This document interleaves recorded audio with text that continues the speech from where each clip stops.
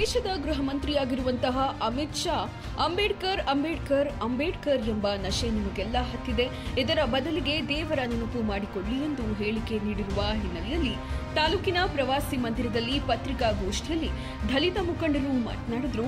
ಮಾಜಿ ಜಿಲ್ಲಾ ಪಂಚಾಯತ್ ಸದಸ್ಯ ಜಗನ್ನಾಥ್, ನಿಟ್ಟೂರು ರಂಗಸ್ವಾಮಿ, ಚೇಳೂರು ಶಿವನಂಜಯ್ಯ, ಸಚಿನ್, ಮಂಜುನಾಥ್, ರಿಸ್ವಾನ್, ಮಧು, ನಟರಾಜು, ಮಹೇಶ್ ಸೇರಿದಂತೆ ಹಲವು ಮುಸ್ಲಿಂ ಮುಖಂಡರು ಹಾಗೂ ದಲಿತ ಮುಖಂಡರು ಭಾಗಿಯಾಗಿದ್ದರು. ಇವತ್ತು ಬಾಬಾ ಸಾಹೇಬ್ ಅಂಬೇಡ್ಕರ್ ಅವರನ್ನ ಏನು ಇವತ್ತು ಮಾತಾಡಿರ್ತಕ್ಕಂಥ ಅವಿವೇಕಿ ಅಮಿತ್ ಶಾ ಅನ್ನೋ ವ್ಯಕ್ತಿ ಅವಿವೇಕಿ, ಅವನಿಗೆ ಜ್ಞಾನೋದಯ ಇಲ್ಲ. ಅಂಬೇಡ್ಕರ್ ಸಾಹೇಬ್ರ ಬಗ್ಗೆ ಇಡೀ ಜಗತ್ತೇ ಕೊಂಡಾಡೋ ಸಂದರ್ಭದೊಳಗಡೆ ಈ ಥರದೊಂದು ವ್ಯಸನಿಯನ್ನ ಮಾತನ್ನು ಹೇಳಿರ್ತಕ್ಕಂಥದ್ದು ನಮಗೆ ತುಂಬ ನೋವಾಗಿರ್ತಕ್ಕಂಥದ್ದು. ಅಂಬೇಡ್ಕರ್ ಅಭಿಮಾನಿಗಳಿಗೆ ತುಂಬ ನೋವನ್ನ ಬದುಸೋಕ್ಕಾಗ್ತಾ ಇಲ್ಲ, ಅಂತ ನೋವನ್ನು ಆಗ್ತಾ ಇದೆ. ಆ ಕಾರಣಕ್ಕೋಸ್ಕರ ನಾವು ಈ ಪ್ರತಿಭಟನೆ ಹಮ್ಮಿಕೊಂಡಿದ್ದೀವಿ.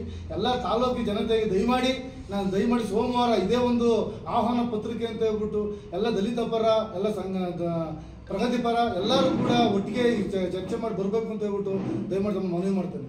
ನಿನ್ನೆ ಈ ರಾಷ್ಟ್ರದ ಗೃಹ ಮಂತ್ರಿ, ಜವಾಬ್ದಾರಿಯುತ ಗೃಹ ಮಂತ್ರಿಯಾದ ಅಮಿತ್ ಶಾ ಅನ್ನೋ ವ್ಯಕ್ತಿ ರಾಜ್ಯಸಭೆಯಲ್ಲಿ ಪ್ರಶ್ನೋತ್ತರ ವೇಳೆಯಲ್ಲಿ ಪ್ರಶ್ನೆಗಳಿಗೆ ಉತ್ತರ ಕೊಡುವಂಥ ಸಂದರ್ಭ ಬಂದಾಗ SC/ST ಜನಾಂಗ, OBC ಜನಾಂಗಗಳು ಬಾಬಾ ಸಾಹೇಬ್ ಅಂಬೇಡ್ಕರ್ ಅಂತ ವ್ಯಸನಗಳಾಗಿದ್ದಾರೆ.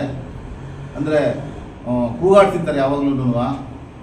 ಆ ಬಾಬಾ ಸಾಹೇಬ್ ಅಂಬೇಡ್ಕರ್ ಹೆಸರು ಹೇಳದ ಯಾವುದಾದ್ರೂ ಒಂದು ದೇವ್ರ ಹೆಸರು ಹೇಳಿ ತಪಸ್ ಮಾಡಿದರೆ ಇಷ್ಟೊತ್ತಿಗೆ ಅವರು 3 ಜನಕ್ಕೆ ಆಗುವಷ್ಟು ಸಂಪತ್ತನ್ನು ಗಳಿಸ್ಕೊತಾ ಇದ್ರು ಅಂತ ಮಾತಾಡಿದ್ದಾರೆ.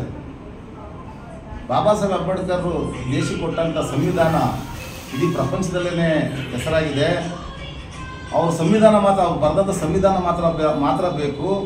ಅವರ ವ್ಯಕ್ತಿತ್ವ, ಅವರ ಸಿದ್ಧಾಂತಗಳು ಬೇಡ ಅನ್ನೋ ಥರದಲ್ಲಿದೆ ಈ ಅಮಿತ್ ಶಾ ಅವರು ಆಡಿರೋ ಮಾತು. ದೇಶದ ಪ್ರಧಾನಿಯಾದಂಥ ನರೇಂದ್ರ ಮೋದಿ ಅವರು ಅಮಿತ್ ಶಾ ಅವರವ್ರನ್ನ ರಾಜೀನಾಮೆ ತಗೊಂಡು ಆ ರಾಜೀನಾಮೆ ಅಕ್ಸೆಪ್ಟ್ ಮಾಡ್ಕೊಂಡು ಈ ದೇಶಕ್ಕೆ ಏನು ಒಂದು ಸಂವಿಧಾನವನ್ನು ತಂದಿದ್ದಾರೋ ಬಾಬಾ ಸಾಹೇಬ್ ಅಂಬೇಡ್ಕರ್ ಅವರು, ಆ ಸಂವಿಧಾನದ ಅಡಿಯಲ್ಲಿ ನೀವು ಏನು ಸಂಸತ್ತು ಅಂತಕ್ಕಂಥದ್ದೇನು ನಡೆಸ್ತಾ ಇದ್ದೀರೋ ಇವತ್ತ ಆ ಸಂವಿಧಾನದ ಅಡಿಯಲ್ಲಿ ಕೆಲಸವನ್ನು ಮಾಡ್ತಾ ಇದ್ದೀರಾ.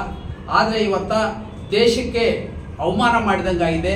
ಅದಕ್ಕೋಸ್ಕರ ಕೂಡಲೇ ಅಮಿತ್ ಶಾ ಅವರನ್ನು ರಾಜೀನಾಮೆ ಪಡೆದು ಕೂಡಲೇ ಈ ದೇಶಕ್ಕೆ ಒಂದು ಸಾರ್ವಭೌಮ ಅಧಿಕಾರ ಅಂತಕ್ಕಂಥದ್ದನ್ನ ಮಾಡಬೇಕು ಅಂತ ಹೇಳ್ಬಿಟ್ಟು ಪ್ರಧಾನಿ ಅವರು ಹೇಳ್ತಾ ಇದ್ದೇವೆ. ಗುಬ್ಬಿ ಪಟ್ಟಣವನ್ನ ಸ್ವಚ್ಛಗುಬ್ಬಿ, ಸುಂದರ ಗುಬ್ಬಿಯನ್ನ ಮಾಡಲು ತಮ್ಮೆಲ್ಲರ ಸಹಕಾರ ಮುಖ್ಯವಾಗಿದೆ. ನಿಮ್ಮ ಮನೆಯಲ್ಲಿ ಉತ್ಪತ್ತಿಯಾಗುವ ತ್ಯಾಜ್ಯವನ್ನ ಮೂಲದಲ್ಲಿಯೇ ಹಸಿ ಕಸ, ಒಣ ಕಸವನ್ನಾಗಿ ವಿಂಗಡಿಸಿ ನಮ್ಮ ಸಿಬ್ಬಂದಿಗೆ ಸಹಕಾರ ಮಾಡಿ.